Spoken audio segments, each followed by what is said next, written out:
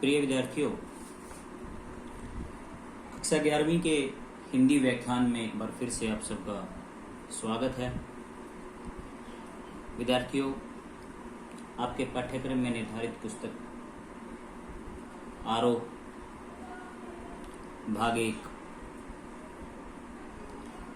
के अध्याय स्पीति में बारिश, जो कि श्री कृष्णनाथ जी के द्वारा रचित है, का अध्ययन आज हम करेंगे।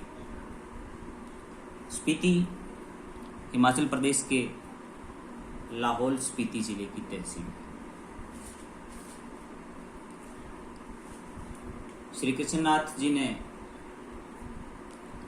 लाहौल स्पीति जिले की यात्रा की और इसीलिए ये अध्याय जो है वो एक यात्रा वृत्तांत है। यात्रा वृत्तांत का मतलब होता है कि आपने जहां यात्रा की उस यात्रा का वर्णन करना, और रचनाकार कृष्णनाथ जी ने लाहौल स्पीति की यात्रा की और उसी का वर्णन इस अध्याय के अंदर किया गया है। तो लाहौल स्पीति के भौगोलिक क्षेत्र के बारे में, वहाँ के रहन सहन के बारे में, वहाँ के जनजीवन के बारे में, वहाँ किस प्रकार की फसलें, किस प्रकार की सब्जियां उगाई जाती हैं और किस प्रकार का कठिन जीवन लाहौल स्पीति के लोगों का है, किस प्रकार से जो लाहौल स्पीति है वो हमेशा से ही जो है अन्य भूभागों से कटी हुई रही है। इसे हम जो लाहौल स्पीति जिला है उसका दुर्भाग्य कहें या सौभाग्य कहें, वो स्पीति का अपना ही एक अनुभव है।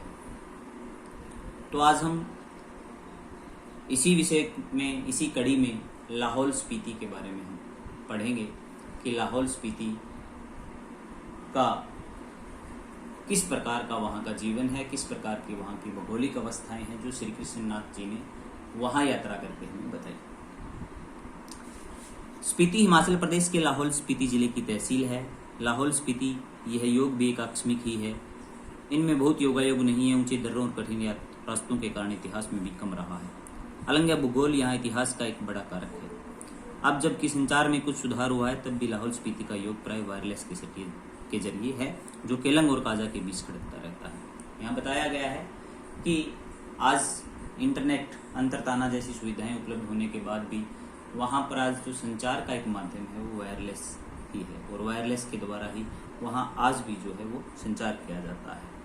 और जो लाहौल स्पीति है वहाँ अगर हम प्राचीन काल की बात करें तो प्राचीन काल के अंदर भी जो स्पीति है वो साम्राज्यों का अनाम अंग रही है। साम्राज्य का मतलब है कि अनेक प्रकार से हमारा जो देश है आज़ादी से पूर्व अनेक साम्राज्यों के अंदर बंटा हुआ था। साम्राज्य का मतलब होता है कि वह एक क्षेत्र जो एक राजा के द्वारा राज किया जाता है, उस क्षेत्र को साम्राज्य कहा जाता था। तो जब साम्राज्य थे तब भी जो भौगोलिक दृष्टि से जो लाहौल स्पीति है वो अन्य क्षेत्रों से हमेशा कटी रही है। जब ये साम्राज्य टूटे तो ये स्वतंत्र रही। फिर मध्य युग में प्राय लद्दाख मंडल और कभी कश्मीर मंडल, कभी बुशर मंडल, कभी कुल्लू मंडल, कभी ब्रिटिश भारत के तहत रही, और तब भी प्राय स्वायत्त रही। स्वायत्त का मतलब है अलग रहना। ऑटोनोमस इंग्लिश में बोलते हैं इसको, हिंदी में स्वायत्त या स्वतंत्र बोल सकते हैं। कि हमेशा से ही वो किसी भी जो है मंडल के अंदर रही हो, वो चाहे बुशर मंडल की बात है या कश्मीर मंडल की बात है, उन सब में रहकर भी वो कहीं ना कहीं अपने आप को वो स्वतंत्र और स्वायत्त जो है वो स्पीति का एक क्षेत्र जो है हमेशा से रहा है। इसकी स्वायत्तता भूगोल ने सृजी है। कहा जाता है कि जो लाहौल स्पीति जिला है हिमाचल प्रदेश का, उसको स्वतंत्रता भूगोल नहीं दी है, हमारी भूमि नहीं दी है। हमारी जो भूमि है उसके द्वारा ही उसे सुरक्षा प्रदान की गई है, सृजी गई है, दी गई है। भूगोल ही इसकी रक्षा करता है और भूगोल ही उसका संहार करता है। कि भूगोल ही जो है स्पीति की रक्षा करता है, क्योंकि वहाँ आज भी जनसंख्या का घनत्व बहुत कम है, बहुत ज़्यादा ठंड रहती है। वर्ष के बहुत लंबे समय में वो बाकी भारतवर्ष से है एक क्षेत्र कटा रहता है। बहुत कम जनसंख्या है। वनस्पति जो है वहाँ पर तापमान बहुत कम होने के कारण बहुत कम वनस्पति है। तो इस प्रकार से हम कह सकते हैं कि पूरे भौगोलिक क्षेत्र से कटे होने के बावजूद भी जो लाहौल स्पीति है वो अपने आप को किस प्रकार सुरक्षित रखी हुई है, उसको सुरक्षा जो है भूगोल के द्वारा उसे सृजी गई है, भूगोल के द्वारा उसको दी गई है। पहले कभी उन राजाओं का कोई हरकारा आता था तो उसके आते जाते अलग बसंत बीत जाता था। कहा जाता है कि पहले जब संचार के साधन नहीं थे तो जो केलंग और काजा के जो राजा होते थे उन दोनों के बीच में अगर किसी प्रकार का कोई संचार होता था तो हरकारा मीन्स संदेशवाहक जब संदेश लेकर आता था और वापस जाता था तो वर्ष का एक बहुत लंबा समय उसको उस दौरान लग जाता था। कभी कोई जोरावर सिंह जैसा आता तो स्पीति का तरीका वही था जो तुपचिलिंग गोनपा में मैंने देखा। श्री कृष्णनाथ जी कहते हैं कि तुपचिलिंग गोनपा के अंदर उन्होंने डायनामाइट फटते हुए देखा। डायनामाइट का मतलब ये होता है कि पहाड़ों को जो है डायनामाइट के द्वारा, ठीक है, एक विस्फोटक पदार्थ के द्वारा पहाड़ों को तोड़ा जाता है ताकि उसके जो पत्थर हैं वो प्रयोग किए जा सकें, उसे डायनामाइट कहते हैं। और वहाँ बहुत ज़्यादा पहाड़ और पर्वतीय क्षेत्र होने के कारण जो लाहौल स्पीति का क्षेत्र है उसका एक विशेष क्षेत्र है जिसका नाम है तुपचिलिंग गोनपा। तुपचिलिंग गोनपा के अंदर जब डायनामाइट फटता है तब वहाँ के लोग चुपचाप से एकदम अपनी सांसें रोक कर बैठ जाते हैं। बिल्कुल वैसे ही जब जोरावर सिंह एक सिख शासक ने जो है लाहौल स्पीति के ऊपर आक्रमण किया था तब भी स्पीति के लोग बिल्कुल चुपचाप बैठ गए थे, बिल्कुल वैसे ही जिस प्रकार से कि वो जब डायनामाइट फटता है तब बैठते हैं। यानी हम यहाँ कह सकते हैं कि किसी भी प्रकार का प्रतिकार यानी जवाबी कार्रवाई जो है वो स्पीति के लोग नहीं करते। वहां पर अप्रतिकारक लोग हैं, वो किसी प्रकार की कार्रवाई में विश्वास नहीं, जवाबी कार्रवाई में विश्वास नहीं रखते।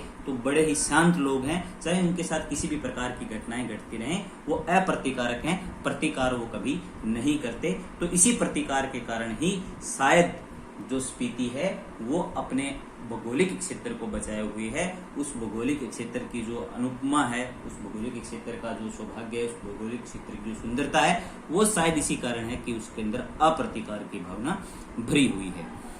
लाहौल स्पीति के अंदर जो जनसंख्या है वो बहुत ही कम है और सन 1901 की जनगणना के अनुसार वहाँ की जनसंख्या 3231 रही है। 1971 की जनगणना के अनुसार 7196 है और इसका क्षेत्रफल 1971 की जनगणना में लाहौल के साथ जोड़कर मिला है जो कि 12,015 वर्ग किलोमीटर है। स्पीति अलग क्षेत्र का अलग क्षेत्रफल नहीं दिया गया है। इंपीरियल गेजेट ऑक्सफोर्ड के अनुसार यह क्षेत्रफल 2125 वर्ग मील है और इस तरह स्पीति की जनसंख्या प्रति वर्ग मील 4 से भी कम है। यानी एक वर्ग मील के अंदर स्पीति के अंदर सिर्फ 4 लोग ही रहते हैं। मैंने पहले भी आपको बताया कि वहां पर जो है जनसंख्या का घनत्व बहुत कम है, बहुत ही कम लोग निवास करते हैं, बहुत ज्यादा बर्फबारी होती है, वनस्पति बहुत कम होती है, साल के लंबे समय से वो जो है शेष भारत से कटा रहता है। तो ये लाहौल स्पीति के भौगोलिक और जो है जनसंख्या के आंकड़े आप सबके सामने प्रस्तुत थे। किस प्रकार से जो है जो लाहौल स्पीति है वहाँ के लोगों का जनजीवन है, किस प्रकार से भूगोल ने उनको सुरक्षा प्रदान की है। तो आज की कक्षा के लिए सिर्फ इतना ही। अगली कक्षा में फिर से मिलते हैं। धन्यवाद।